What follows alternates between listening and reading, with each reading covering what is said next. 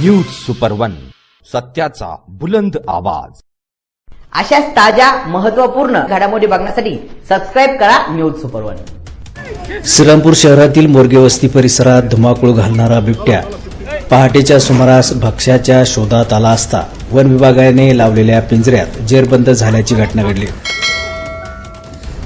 मोरगे वस्ती येथील एका घराजवळ लावलेल्या पिंजऱ्यात हा बिबट्या अडकलाय। दरम्यान ही माहिती कळताच परिसरातील नागरिकांनी बिबट्या मादी पाहण्यासाठी मोठ्या संख्येने गर्दी केली होती।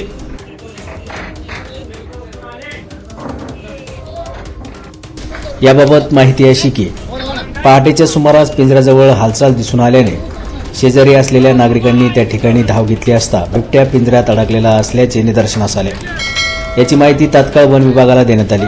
माहिती मिळताच वन विभागाच्या पथकाने घटनास्थळी धाव घेऊन बिबट्याला सुरक्षितरित्या ताब्यात घेतले आणि पुढील कारवाईसाठी घेऊन गेले। या कारवाई दरम्यान वनरक्षक अक्षय बडे, विलास डगळे, राहुल कानडे यांनी महत्त्वाची भूमिका बजावली। तसेच प्राणीमित्र बंडू खेमणं यांनी सदर बिबट्या सुमारे 2.5 वर्षांची मादी असल्याची माहिती दिली आहे। गेल्या 6 महिन्यांपासून 4 बिबटे या परिसरात धुमाकूळ घालत होते, त्यामुळे नागरिकांमध्ये भीतीचे वातावरण होते। पण यापूर्वी एकापाठोपाठ 3 बिबटे जेरबंद झाले होते। आता त्यात या बिबट्या मादीची भर पडली आहे।